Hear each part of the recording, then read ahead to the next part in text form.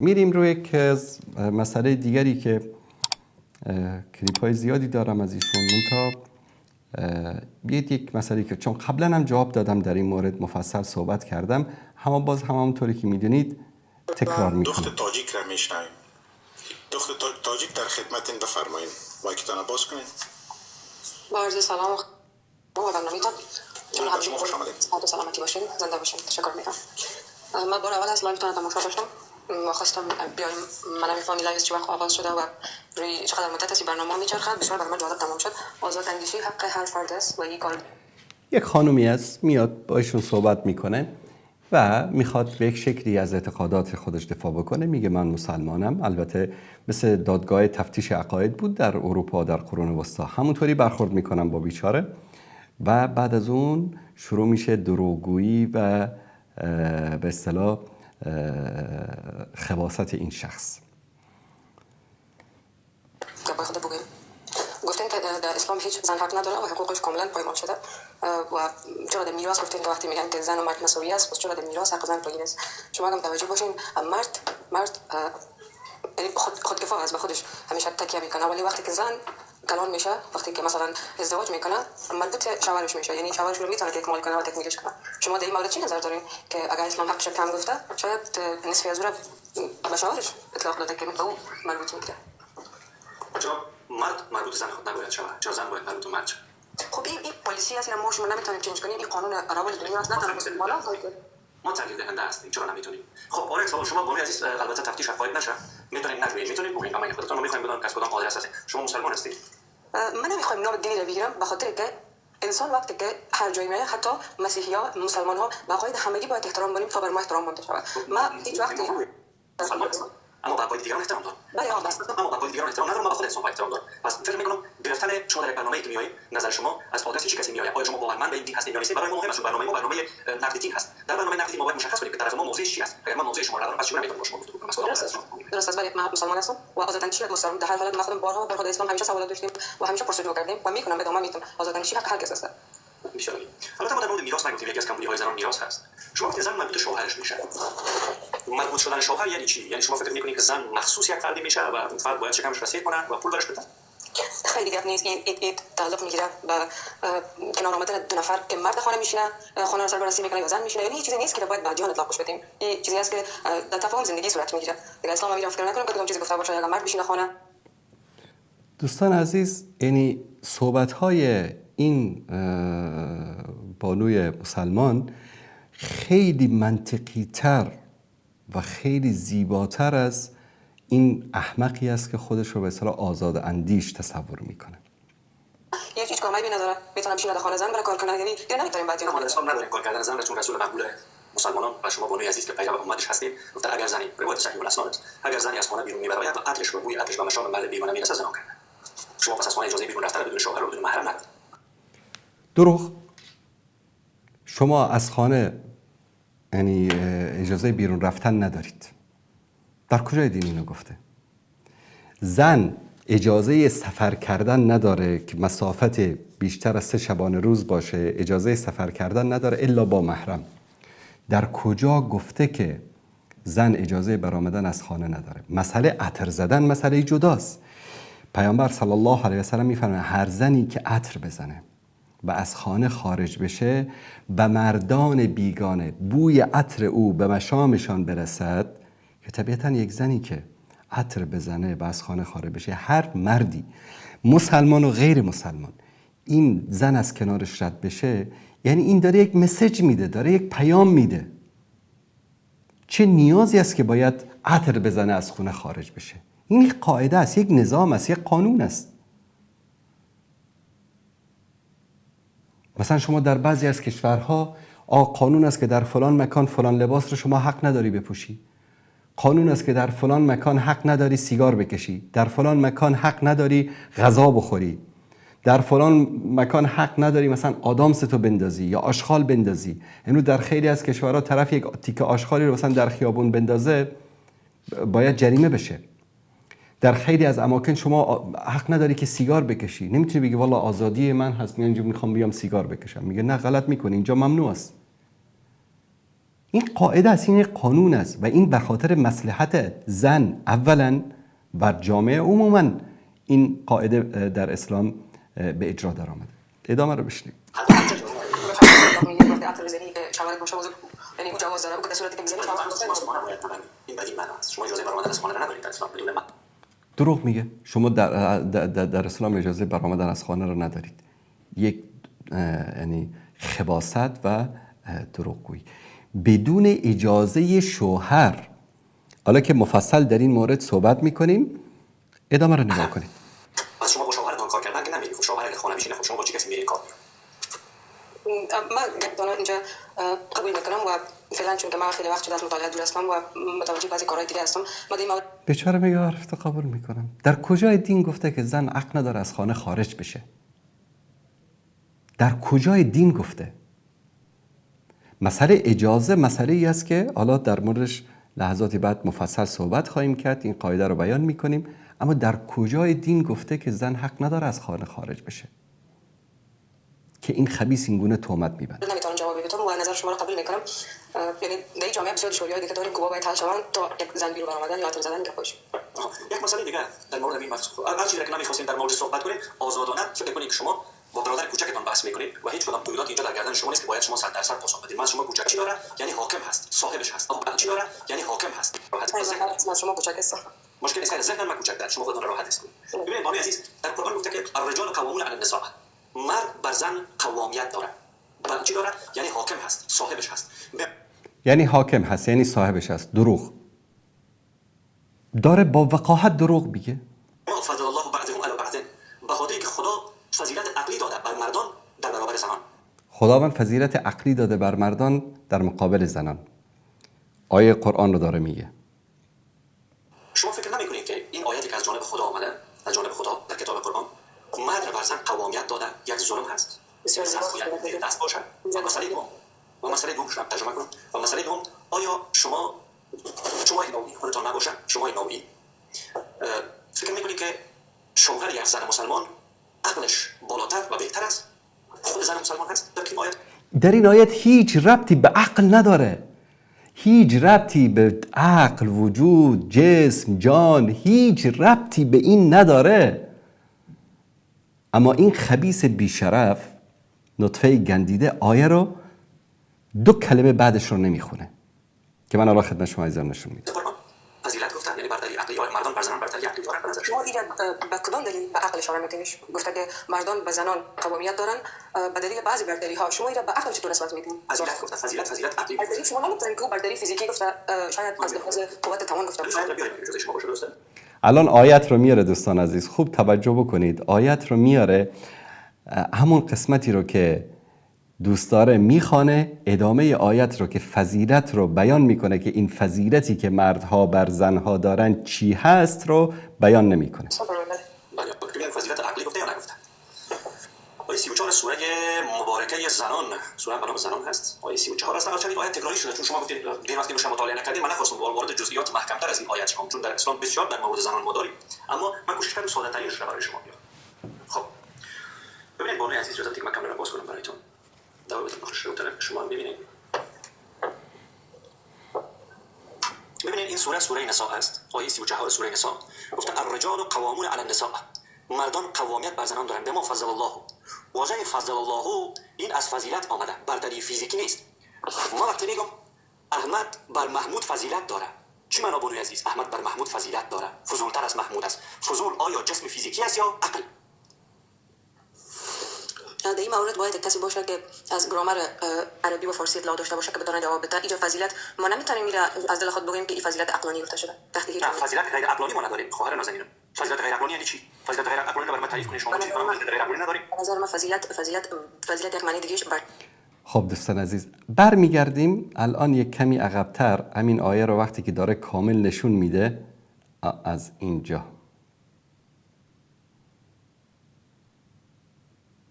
بله. الرجال قوامون على النساء بما فضل الله بعضهم على بعض و بما انفقوا من اموالهم. به خاطر آنچه که انفاق میکنن از اموالشان. در اینجا نه فضیلت عقلی است، نه فضیلت فیزیکی است، نه فضیلت اندیشه‌ای است، نه فضیلت چیز دیگری است. اما این خبیث تا امین فضل الله رو میخوانه، ادامه آیه رو نمیخوانه، ادامه آیه رو اصلا نمیخوانه، برمیگرده کوچیک میکنه، همون قسمت فضل الله رو نشون میده. واژه فضل الله این از فضیلت آمده، برتری فیزیکی نیست. ما وقتی میگم احمد بر محمود فضیلت داره، چی معنا بوری عزیز؟ احمد بر محمود فضیلت داره، فضولتر از محمود است. فضول آیا جسم فیزیکی است یا عقل؟ در این مورد باید کسی باشه که از گرامر عربی و فارسی اطلاع داشته باشه که بتونه جواب بده. اینجا فضیلت ما نمیتونیم از دل خود بگیم که این فضیلت عقلانی گفته شده. تحت هیچ فضیلت غیر عقلانی ما نداریم. خواهر نازنین، فضیلت غیر عقلانی یعنی چی؟ فضیلت غیر عقلانی رو برام تعریف کنید شما. چی برام فضیلت غیر عقلانی نداریم؟ از ما فضیلت یک معنی دیگهش برتری است، برتر بودن است.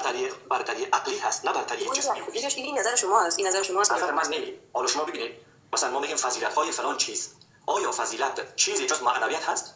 فضیلت که در باب معنویت میآید، معنویت که مادیت نمیتونه باشه. بونی عزیز، فکر کنم که فضیلت هم کلمه عربی باشه و به فارسی معنویت میتونه مادیت باشه، معنویت میتونه در مورد ماده صحبت کنه. نه خیر. پس فضیلت چگونه میتونه در مورد جسم صحبت کنه؟ فضیلت معنویت هست. ما گفتم این عقیده مسلمان ها است که اینجا آیت ما فکر نکنم که فضیلت عقلانی گفته شده باشه. اسلام به هیچ جای ببینید شما فکر نکنید، مشکلی نداره. در ادامه آیت گفتن زنان چون از نفقه میخورن از شوهرانشان باید مطیع و فرمان بردار باشن. و اگر شما میترسید که زنانتان فرمان برداری دارن نمیکنن، چون که نفقه میخورن شما باید مطیع و فرمانبردار شما باشن. ما همچین آیه در قرآن نداریم. ما همچین آیه در قرآن نداریم. اینجا هم داره دروغ میگه. سراسر دروغ است، سراسر خباثت است. سه تا حکم آورده. اول برشون بگویید، فرض میکنیم گفتن قبول نکرد، نه بازم آمد نکرد قبول، بعد از او از بستر خوابشان دوری کنید و بعد زنانتان رو بزنید. آیا شما مناسب می‌بینید که یک مرد با غیرت دست خود را بالای زن خود بلند کنه؟ یک مرد با غیرت چوری کار رو نمی‌کنه؟ ببینید شما اینجا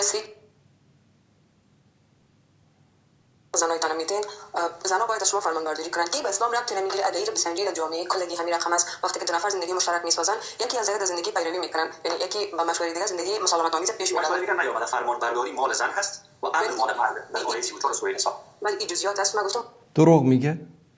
خبیث بی‌شرف داره دروغ میگه. داره وقتی که یک مرد انفاق زن خود میده، اینجا خداوند امر میکنه که باید از شوهر اطاعت کنه. یعنی امر عامیانه بود که دوستان متوجه شدن زن خود را نام میده. یعنی شما نمیتونید در نانی رو بسنجید. این یک مال از هر چی بوده. لباس، دارایی، همه چیز. ولی همه چیز این زندگی کار نداره. لباس کار داره، نان کار داره. روتی کبرا و مکان که میگن در زمان لباس چیزی است که شاید حیوانات هم نان بخورن. یعنی انسان با انفاق چی میتونه باشه بجز دارایی؟ انفاق بجز دارایی که دیگه چیز نیست. مهربانی انفاق خرج است. ولی انفاق خرج است. پس همون مسئله روتی کبرا و مکان از خانه و جای مکان و لباس و اینا میگن چون باید دلیل باید فرمانبردارتان باشن. شما فکر نمی‌کنید که زن باید به خاطر اینکه شکمش سیر میشه برش لباس داده میشه باید فرمانبردار باشه؟ این عمل انسانی نیست. یک نوع غلام ساختن از زن نیست، برده ساختن از زن. چون نانت میتونم گپ مگوش کن، چون لباست میتونم گپ مگوش کن، چون برای جای میتونم گپ مگوش کن. آیا این دلیل موجه است که در کتاب بنام کتاب قرآن از جانب خدا آمده باشه؟ خوی این برداشت شما است از برداشت شما رو ما میخوایم بشنویم. اون از شما میپرسم. من سوال میکنم که تایید نکردم. برداشت من است که دین اسلام دینی هست که اینمی آیاتی که شما اشاره کردین این بس ساختن یک زندگی که دو گذشت باشه و دو ساختن باشه میسازه و قناعت میتزنه یا مرد به هر وسیله. شما شاید شما یک آیت نقد کردین اینجا آوردین، شاید چند جای دیگه باشه که برعکسش باشه. نه برعکسش که اومده باشه پس خدا تناقض‌گویی کرده. این تناقض‌گویی خدایی که تناقض‌گو از دیگه نمیتونه. احمق بیشور رو ببینید دوستان عزیز. یعنی در همین تقریبا 12 دقیقه که حالا من یکی سرعت ویدیو رو زیاد کردم، اومد 10 12 13 تا دروغ گفت. در این آیه این آمده در غلام سازی است، نان بده که اطاعت تو بکنه فلان بکنه. همین دروغایی است که بیان میکنه. خدا باشه شما میگید برعکسش در قرآن آمده باشه. پس برعکسش آمده باشه خدا دو گپه بوده، دو دله بوده، دو آیه متفاوت روان کرده. نه خیر، هدف ما بود که شاید بزن برتری. برعکس معنا میده. امروز ما بگیم انسان خوب هستم، فردا بگیم انسان بد هستم. هدف ما از برعکس این بود که شاید در جای بزن برتری داده باشه. تشکر خواهر عزیز از حضورتان در برنامه. اگر حرفی دارید میکروفون مربوط شما، اگر ندارید دوستان دیگر بشن. بله دیگه که کم آوردن دوستان دیگر رو بشن. خب دوستان عزیز میاییم در اینجا در مورد این موضوع با هم دیگه این آیت رو بررسی میکنیم و ببینیم که الله سبحانه و تعالی چی میگه. دوستان میتونن این صفحه رو نشون بدن. من همینطور سریعا اومدم یک سری مطالب رو جمع کردم در مورد این مسئله. الرجال قوامون على النساء بما فضل الله بعضهم على بعض وبما انفقوا من اموالهم فالصالحات قانتات حافظات للغیب بما حفظ الله. تا اینجا موضوع بحث ماست. مردان بر زنان سرپرست و قیمند. من دائما اینو میپسندم که بعضی از کلمات همون اصل کلمه عربی رو ما ترجمه نکنیم، شرح بکنیم، تفسیر بکنیم، اما بعضی از کلمات قرآن کریم رو در یک کلمه ترجمه کردن اشتباه است. چون این کتاب معجزه است، در یک کلمه معانی متعددی رو که در هر زمان و در هر مکان سازگار هست برای ما الله متعال بیان میکنه. حتی در احادیث رسول الله صلی الله علیه و سلم میفرمایند که اعطیت جوامع الکلم. جوامع الکلم یعنی چی؟ در یک جمله کوتاه، در یک کلمه کوتاه معانی فراوانی رو رسول الله صلی الله علیه و سلم برای ما بیان میکنن. به خاطر آنکه الله برخی از ایشان را بر برخی برتری داده و نیز به خاطر آنکه از اموالشان خرج میکنند، پس زنان صالح فرمان بردارند و به پاس آنچه الله برای آنان حفظ کرده اسرار و حقوق شاعران خود را در غیب آنها حفظ میکنند. این تا اینجا.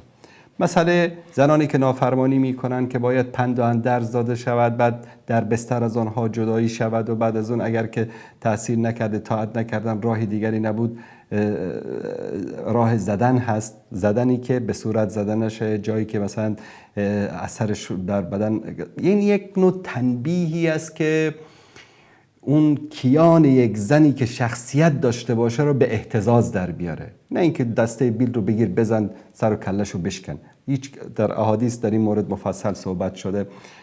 مییم در اینجا الله سبحانه و تعالی در سوره بقره آیه 228 برای ما بیان میکنه که ولهن مثل الذی علیهن بالمعروف وللرجال علیهن درجه والله عزیز حکیم.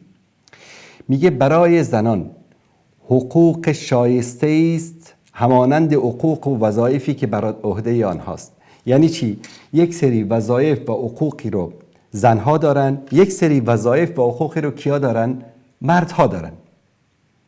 وقتی که ما میخوایم یک خانواده ای رو تشکیل بدیم، هیچ زن مسلمانی یا غیر مسلمانی رو کسی نمیتونه مجبور به ازدواج بکنه. در جامعه ای که زن رو مجبور به ازدواج میکنن، این جامعه، این عمل اسلامی نیست. به خاطر همین وقتی در وقت خطبه نکاح ببینید که چند بار شیخ یا ملا یا امام، هر کسی که میاد نکاح رو بنده، تاکید میکنه که از دختر میپرسه که راضی هستی، تا که بله نگه نکاح رو نمیبنده. الله متعال و رسول الله صلی الله علیه و سلم این زندگی رو با این قوانین و با این شروطش در این چارچوب و این ازدواج رو برای ما تشریح کرده. قبول داری ازدواج بکن، قبول نداری نکن. خب بعد از اون یک آیه دیگری رو هم خدمت شما عزیزان بیان میکنم تا که نظر اسلام رو در مورد زندگی زناشویی برای شما واضح و آشکار بکنیم. الله سبحانه و تعالی در سوره روم آیه 21 و من تحدی میکنم که در مذهبی، دینی، آیینی، فکری، اندیشه‌ای در سراسر کره زمین برتر از این، نگاهی بهتر از این نسبت به خانواده وجود داشته باشه، نسبت به زندگی زناشویی وجود داشته باشه. و من آیاته ان خلق لكم من انفسكم ازواجا، از نشانه های قدرت الله متعال این است که از جنس خودتان برای شما همسرانی قرار داد که لتسکنوا الیها، تا شما در کنار او آرام بگیرید. نگاه اسلام به ازدواج آرامش است. یک زنی، یک مردی که وقتی با هم دیگر ازدواج میکنن در کنار هم دیگر آرامش نداشته باشن، این زندگی نیست. هدف اسلام آرام، لتسکنوا الیها، تا در کنارش آرام بگیرید. و جعل بینکم موده، و در بین شما پیوند محبت، مودت و عشق بی نهایت. مودت بالاتر از دوستی است، بالاتر از عشق است، بالاتر از محبت است. مودت یعنی که یک انسانی به خاطر یک انسان دیگری از جانش بگذره. و رحمت است، مهربانی است، شفقت است، محبت است. ان فی ذلک لآیات لقوم یتفکرون. برید در همه ایدئولوژی ها و افکار و اندیشه ها، مذاهب و ادیان، بی دین ها با دین ها بگردید، همچین یک نگاهی نسبت به زندگی زناشویی میتونید پیدا بکنید؟ وجود نداره. الان در اینجا الله سبحانه و تعالی برای ما چی میگه؟ الرجال قوامون علی النساء.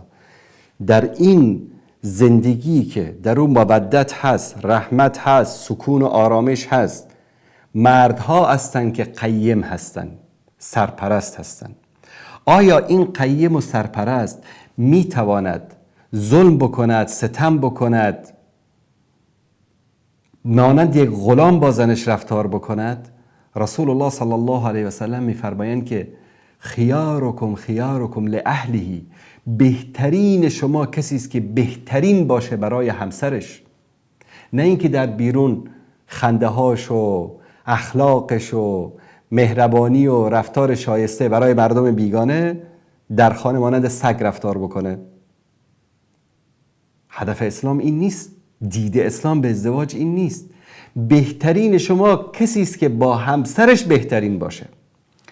در رفتار و در قیومیت و در سرپرستی در خانه رفتار باید چی باشه؟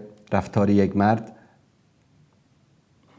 بالمعروف باشه. بالمعروف یک اصطلاح فقهی هست که همیشه در فقه استفاده میکنه.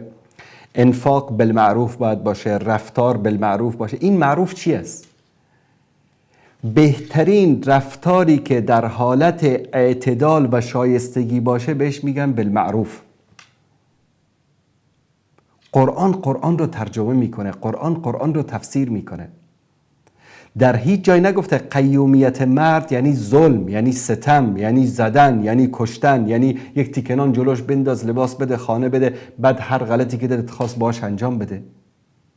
شما وقتی وارد تفاصیل حقوق زن در یک خانواده مسلمان از نگاه قرآن و سنت میشید، زن در خانه خودش قیومیت مرد رو قبول میکنه، به خاطر که این یک مملکت کوچکی است که باید یک سرپرست داشته باشه. غرب اومدن با همین چیز مبارزه کردن. چی گفتن؟ گفتن نه، چرا سرپرست مرد باشه؟ باید زن و مرد سرپرست باشن. بعضیشون پا فراتر گذاشتن، گفتن نه، باید هم مرد سرپرستی بکنه مدتی، هم زن سرپرستی بکنه. نه، اصلا زن باید سرپرست باشه، مرد چی کار است؟ وضعیتشون امروز میبینیم. چرا در هر مملکتی، در هر اداره‌ای، در هر مؤسسه‌ای یک سرپرست نیاز است و مهمترین مؤسسه‌ای، مهمترین اداره‌ای که اساس بشریت در اونجا ریخته میشه خانواده است. اگر خانواده یک سرپرست نداشته باشه که حرف اول و آخر رو بزنه، نه اینکه حرف اول و آخر رو با دیکتاتوری استبداد، نه، و شاورهم فی الامر، اصل در دین مشوره هست، تعامل و رفتار بالمعروف هست. و زن در مسائلی که در اونجا معصیت و گناه باشه، تعدی و تجاوز باشه، حق داره که شوهرش اطاعت نکنه. لا طاعة للمخلوق فی معصیت الخالق. در جایی که معصیت الله سبحانه و تعالی باشه، زن نباید از شوهرش اطاعت بکنه.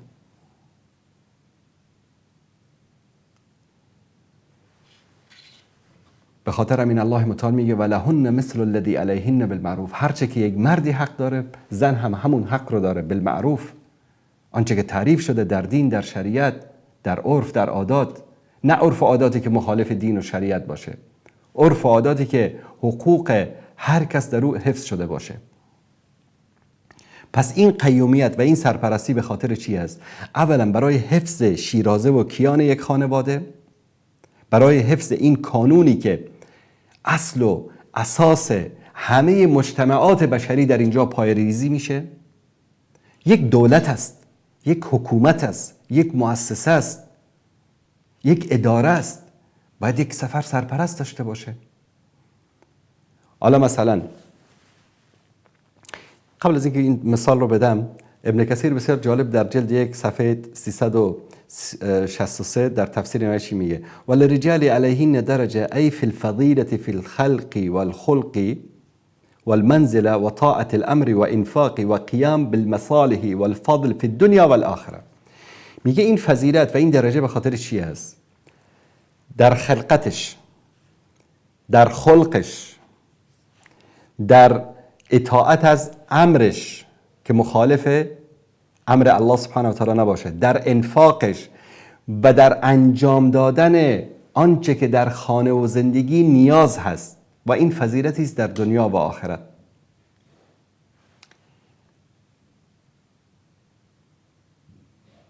و در جای دیگه در جلد 1 صفحه 653 میگه که الرجال قوامون علی النساء ای رجال قیم علی المرأة ای هو رئیسها و کبیرها و الحاکم علیها و مؤدبها اذا اعوجت. رئیسش است، بزرگش است، حاکمش است و او را به راه راست میاره اگر که در جای از به بیراه رفت. و میزان برتری در اسلام این نیست که تو مردی یا تو زن هستی. میزان برتری در دین تقواست. یا ایها الناس انا خلقناکم من ذکر و انثی و جعلناکم شعوبا و قبائل لتعارفوا ان اکرمکم عند الله اتقاکم. مرد باشی، زن باشی، شما را قوم قوم، قبیله قبیله، جنس جنس آفریدیم. به خاطر چی؟ به خاطر که همدیگر رو بشناسید. بهترینتان در نزد الله سبحانه و تعالی پرهیزگارترین شماست. رسول الله صلی الله علیه و سلم در حدیث می‌فرمایند که الرجل راع علی اهل بیته. مرد سرپرست است بر اهل بیت خودش. والمرأة راعیة علی بیت زوجها و ولده. و زن سرپرست است در خانه شوهرش و بر بالای فرزندانش. مسئله سرپرستی است. مسئله اداره یک دولت است، یک مؤسسه کوچکی است که اساس دولت ها، اساس همه بشریت از همینجا شروع میشه. شما مثلا الان در یک کشور زندگی میکنید، یک نفر رئیس جمهور است. این یک نفری که رئیس جمهور است تصامیمی میگیره، اعلان جنگ، اعلان صلح، بودجه سالانه، نمیدونم تعیین وزرا، تصمیم برای مملکت میگیره. حالا چه با انتخابات دموکراتیک به اصطلاح تعیین شده باشه، چه پادشاه باشه، چه امیر باشه، امیرالمومنین باشه، هر چی که باشه. یک نفر حاکم در یک کشور است. این یک نفر برای کل این ملت، حالا این ملت 30 میلیون، 40 میلیون، 90 میلیون هست، تصمیم میگیره. چرا؟ چون در انتخابات پیروز شده. شاید بگن که آقا انتخابات شده، مردم بهش رأی دادن. چند درصد مردم رأی دادن؟ بالای 50% بهش رأی دادن. 45% دیگه که رأی بهش ندادن. این کسی که الان رئیس جمهور تصمیم مملکت رو میگیره. آقا مثل این احمق اندیش ها که اسمشون رو گذاشتن آزاداندیش، اگر مثل فکر اینا ما فکر بکنیم، چرا یک نفر باید رئیس جمهور باشه، پادشاه باشه، امیر باشه، حاکم باشه که برای همه ملت تصمیم میگیره؟ آقا ما هممون برای خودمون تصمیم میگیریم. چی میشه؟ 2 تا رهبر در یک کشور ایجاد بشه، جنگ داخلی صورت میگیره. افغانستان، عراق، سوریه، کشورهای مختلف، ایران، یک طرف شاه، یک طرف خمینی. 2 شخص اومدن گفتن آقا ما حاکم ایران میشیم، در به در شدن ملت ایران تا امروز. در یک کشور یک شخص حاکم است. 2 تا رئیس جمهور در یک کشور نمیتونن حکومت، 2 تا پادشاه در یک کشور نمیتونن حکومت بکنن. در یک وزارتخانه یک نفر وزیر است. برای وزیر مثلا آموزش و پرورش، وزیر تعلیم و تربیت مثلا در افغانستان، برای 3-4 میلیون دانش آموز تصمیم میگیره. آقا بگیم که آقا این ظلم است، این مخالف حقوق و آزادی بشر است که یک نفر بشه وزیر برای همه برای 4 میلیون دانش آموز تصمیم بگیره. اما این نظم اداری بشر است. در یک کارخانه یک نفر مدیر است، مدیر اجرایی است، برای همه کارگرها تصمیم میگیره، هم ازش اطاعت میکنن. این قیم این کارخانه است. رئیس جمهور قیم مملکت است، وزیر قیم یک وزارتخانه است، مدیر اجرایی قیم یک مؤسسه است، رئیس یک شرکت قیم یک شرکت است. مسئله خانواده که شد، بابا جان مرد قیم این خانواده است. آقا ما قبول نداریم، این مخالف است، این ظلم است. گوساله تو در همین مؤسسه‌ای که داری کار میکنی کارمند هستی، یه قیمی در اینجا وجود داره، روز 10 مرتبه جلوش خم و راست میشی. بله سید، بله سید، بفرمایید سید. جناب شما، قربان شما، فداتون بشم، بفرمایید. چرا؟ چه برتری از تو داره؟ چشمش، گوشش، دستش، باش، شاید قیافه تازه هم خوشگل‌تر باشه. چرا به عنوان قیم در کارخونه قبولش میکنی، در شرکت، در مؤسسه، در وزارتخانه، در اداره قبولش میکنی؟ مسئله خانواده که مطرح شد، تربیت نسل آینده بشر است. فساد یک خانواده فساد جامعه است. در اینجا اسلام میگه که مرد در اینجا باید نقطه پایانی رو بگذاره، نه اینکه حرف اول و آخر رو بزنه. مشوره بکنه، محبت باشه، مودت باشه، عشق باشه، صفا باشه، صمیمیت باشه. اما رئیس مرد است، مدیر زن است، اعضای این مؤسسه، اعضای این دولت کوچیک فرزندان هستند. اروپا و همین گندیده های مثل اینها آمدن همین نظام رو خراب کردن. امروز پشیمانن، امروز دارن به سرشون میزنن که چیکار بکنن. در به در شدن. امروز دوستی داشتم در نروژ زندگی میکرد، میگه یک روز از وزارت امور اجتماعی اومدن، طرف امام مسجد بود، میگه گفتن که ما ماهانه شما چقدر خرج داشته باشید ما پرداخت میکنیم، فقط یک چیز ازتون میخوایم. گفتم چی میخواین ازم؟ گفتن که روزهای یک شنبه خانواده های نروژی غیر مسلمان رو هم اجازه بدید که بیان در این مسجد شما، در این مرکز اسلامی شما، و شما برای اونها اهمیت خانواده رو به اونها بیان بکنید. میگه خندیدم، گفتم یعنی چی هست؟ یعنی برای چی میخواد؟ ما داریم میبینیم شما روزهای که جمعه میشه، روزهای یک شنبه میشه، برنامه‌ای که دارید، زن، شوهر با کودکانشون با خنده، با محبت میان اینجا میشینن، با هم دیگه درسای شما رو گوش میکنن، بعد با هم دیگه غذا میخورن، بعد با همینطور دست به دست با هم خارج میشن میرن. ما در حسرت این خانواده هستیم که در نروژ ما اینطوری خانواده داشته باشیم. میگه در جامعه ما زن در دیسکوتک است، مرد در فلان شرابخانه افتاده، بچه ها مبتلا به مواد مخدر، دختر معلوم نیست با دوست پسرش کجا رفته، پسر معلوم نیست با دوست دخترش کجا رفته، شب هر کدومش خسته و کوفته و خمار میان خونه، به سر و کله هم دیگه میزنن، جنگ، دعوا. میگه ما میخوایم این خانواده رو، مفهوم خانواده رو در نروژ رایج کنیم در بین شهروندان غیر مسلمان نروژی. و باور بکنید که تا امروز خرچ این مرکز رو وزارت امور اجتماعی نروژ میده، کاری هم به کارشون نداره. فقط روزای یک شنبه اجازه بدید که خانواده غیر مسلمان هم بیان، اونا رو هم تشویق بکنید، اونا رو هم دعوت بکنید، مفهوم خانواده رو برای اونها آموزش بدید. امروز غرب از این آزادی که از سال 1901 و 2 و 3 شروع شد تقریبا بعد از انقلاب فرانسه و اینها، که آزادی و مساوات و برابری و نمیدونم این چیزها رو که شروع کردن، امروز اونها موندن که چطور دوباره برگردیم به اون مزایایی که قبل از این داشتیم. اما راه برگشتی نیست، جامعه به هم خورده، شیرازه خانواده ها از هم پاشیده.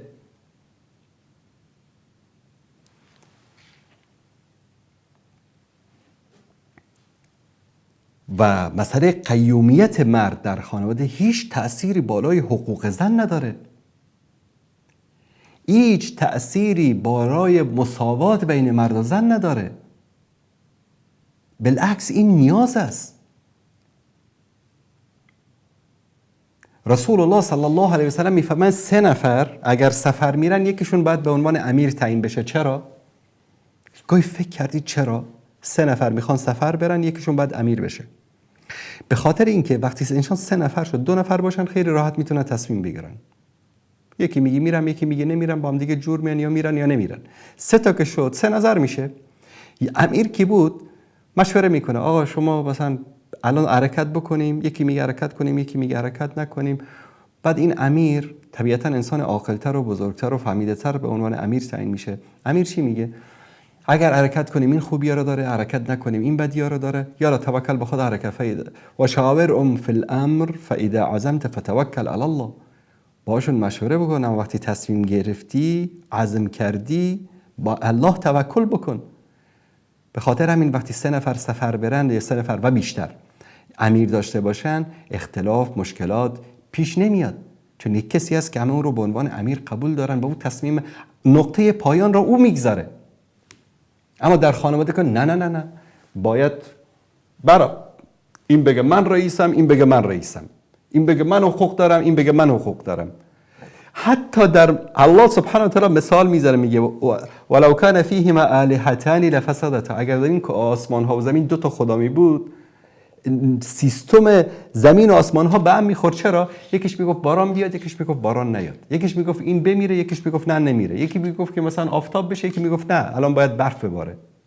سیستم جهان به هم میخورد و امروز سیستم خانواده رو به هم زدن به خاطر همین که آقا هر دوتون مثل حمید، هر دوتون رئیسید، 2 تا رئیس در یک شرکت، 2 تا وزیر در یک وزارتخانه، 2 تا رئیس جمهور در یک کشور. هر دوتاشون هم همه اون مزایایی رو که این داره اونم داره. چی شد؟ خانواده به هم خورد.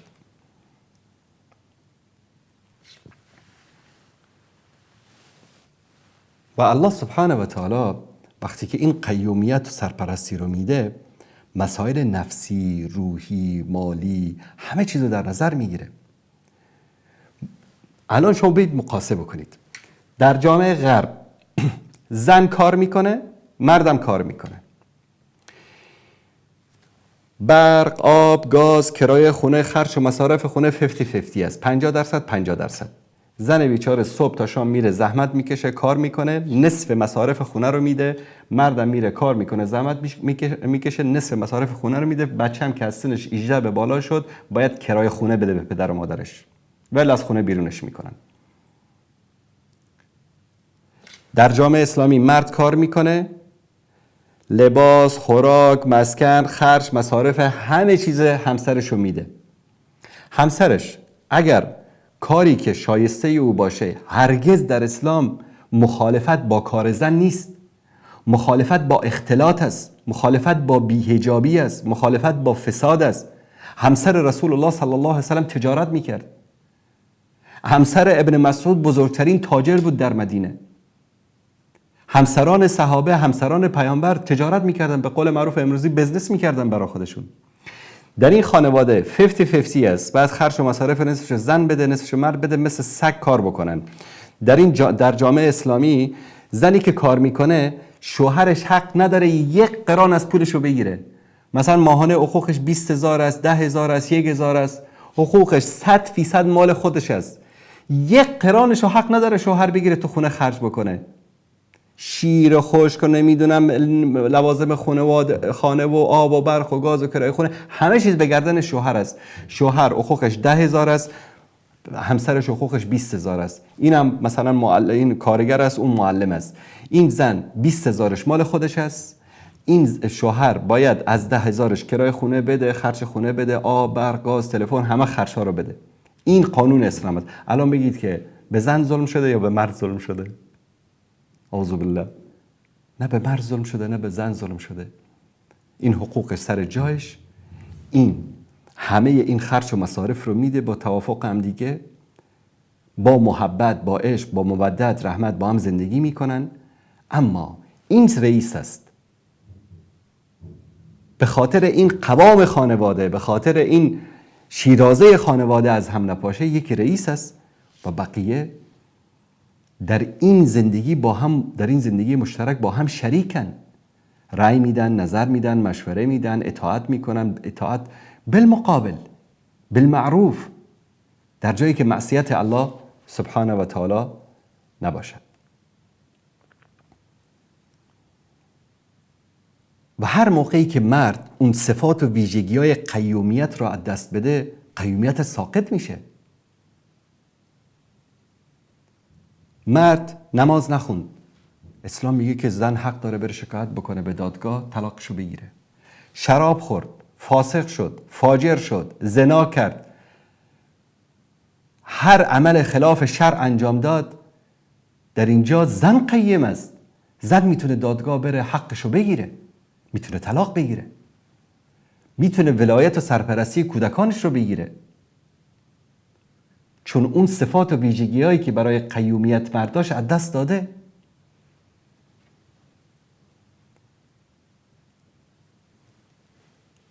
آجاسا کریستی یکی از رمان نویس های معروف انگلیسی است. میگه که زن غربی احمق است. چرا؟ روز به روز داره وضعیتش داره خراب میشه. چرا؟ چون ما داریم با حماقت برخورد میکنیم. میگه سالها داد زدیم برای عدالت و مساوات بین مرد و زن که ما هم میخوایم همون حقوقی رو که مردها دارن داشته باشیم. مردها میگه که احمق که نبودن، گفتن خیلی خوب بیایید. اومدن کار کردن. میگه چی کار شد؟ 100% خرج خونه بر دوش مردها بود، 50% رو انداختن گردن ما. و در جوامع غربی هنوز یک کارگر مرد برتر از یک کارگر زن است و این تبعیض نژادی و این تبعیض جنسیتی هنوزم در غرب موجود است. حقوق یک مرد بالاتر از حقوق یک زن است در همان وظیفه. بعد میگه چی شد؟ نصف خرج رو انداختن گردن ما. ما اون مکانتی رو که در خانواده داشتیم از دست دادیم. صبح تا شام رفتیم کار کردیم، مورد استفاده و سوء استفاده جنسی همکاران مردمون در محل کارم قرار گرفتیم. خسته و کوفته اومدیم، نه از همسرمون لذت بردیم و نه او از ما لذت برد و اون کانون گرم خانواده که بود از هم پاشید، چون که شوهر میره با کسی دیگه کام خودش رو میگیره و زن در جای دیگه. وقتی که شب بر میگردن خونه چیزی به اسم زندگی معنایی نداره براشون. یک وکیل مدافع فرانسوی به نام کریستیان میگه بیروت سفر کردم، دمشق سفر کردم، عمان سفر کردم، بغداد سفر کردم، بعد به پاریس برگشتم. میدونی چی دیدم؟ میگه دیدم که در اونجا مرد صبح زود میره سر کار، زحمت میکشه، پول به دست میاره، خونه برمیگرده با یک غذایی، با یک میوهی، خوش و خوشحال همسرش رو با محبت و با عطوفت استقبال میکنه. فرزندانی که منتظر برگشت پدرشون هستن. میگه در اونجا فرزندان تربیت میشن، نسلی تربیت میشن در محبت، در عطوفت. میگه اما ما، مرد میره صبح تا شام جان میکنه، زن میره صبح تا شام جان میکنه، خبر نداره که دخترش با کی ارتباط داره، پسرش با کی ارتباط داره. هر کدومشون که برگشتن خونه شکمشون رو بیرون سیر کردن، نیازهای جنسیشون هم در بیرون برطرف کردن، فقط به خاطر یک جایی که شب بندازن خودشون رو بخوابن برمیگردن خونه. حالا در همین جامعه‌ای که اینها میخوان قوامیت مرد رو از بین ببرن، در آمریکا 79% مردهای آمریکایی همسرانشون رو میزنند. اینو ما نمیگیم، ما این آمارهایی که خودشون اعلان میکنن. 17% چنان کتک میخورن که وارد ICU میشن. به خاطر چی؟ به حالت مرگ کتک خوردن. FBI میگه که در هر 18 ثانیه یک زن از دست شوهرش در آمریکا کتک میخوره. عاداتی هست اونجا دیگه، حقوق هست، مرد که قیومیت نداره. روزنامه آمریکا میگن که یک زن از بین 10 زن شوهرشون رو مداوم کتک میزنه. در مجله فامیلی ریلیشن میگه که 1 نفر از 2 زن در جامعه آمریکا مورد تجاوز و ظلم قرار میگیرن. یعنی 50%. در فرانسه مهد دموکراسی و آزادی سالانه بیش از 1 میلیون زن کتک میخورن از دست شوهرانشون. ما نمیگیم کار خوبی است، در اسلام هم بد است، در غیر اسلام هم بد است. اسلام نگفته که هیچی نشده کتک بزن. باور کنید زنی که یک عقل داشته باشه، شعور داشته باشه، تربیت داشته باشه، به نصیحت اصلاح میشه. مرحله اول. مرحله قهر کردن. واهجروهن در اینجا به معنی قهر کردن است، به معنی دوری کردن است، به معنی بستر تو جدا کردن است. زنی که 1% هم در وجودش شخصیت باشه، همین که حرف باش نزنی همه کیانش به لرزه در میاد. امروز روانشناسا میگن که بزرگترین ضربه روحی به یک زن این است که تو رو چیکار بکنی؟ تجاهلش بکنی. حرفی زد تو گوش ندی. داغون میکنه، خرد میکنه یک زن رو. حالا شما تصور کنید در فرانسه سالانه بیش از 1 میلیون زن کتک میخورن. اگر در همین فرانسه سالانه 10 تا سگ رو کتک بزنن در خیابونها، سازمانهای دفاع از حقوق حیوانات سر و صداشون در میاد. در عموم اروپا 92% از کتک هایی که زنها میخورن در شهرهای مرکزی به وقوع میپیونده و 60% از تماس‌های تلفنی و شکایت زن‌هایی که در پاریس به پلیس زنگ زدن در سال گذشته شکایت زن‌هایی بودند که مورد تجاوز و ضرب و شتم توسط مردها قرار گرفتند.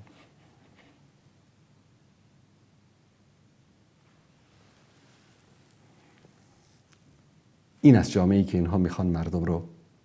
در بریتانیا مادر دموکراسی 77% از مردها همسرانشون رو میزنن. در بریتانیا تحقیقی که در تاریخ 1/11 سال 2000 میلادی نشر شده در بریتانیا. بعد اینا میان میگن که مرچق داره که قیم باشه در یک خانواده. دوستان عزیز، مسئول بودن در یک جامعه‌ای، در یک خانواده‌ای، در یک شرکتی، در یک مؤسسه‌ای نظم ایجاد میکنه.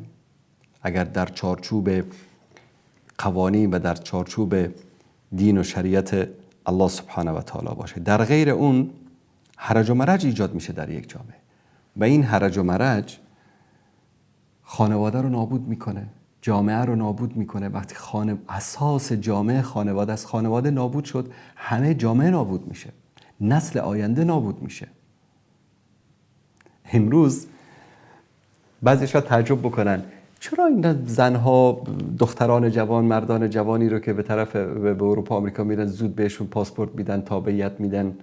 خانوادهایی که زاد و ولد دارن، مسلمان ها رو زیاد اونجا دارن، بهشون پاسپورت میدن، تابعیت میدن، به فرزندانشون توجه میکنن. اونو میدونید مشکلشون چی است؟ بریتانیا، فرانسه، ایتالیا، آلمان، اینا 20 سال بعد، 30 سال بعد میگن جامعه های پیر. میدونید چرا؟ چون نسل جدیدی ندارن.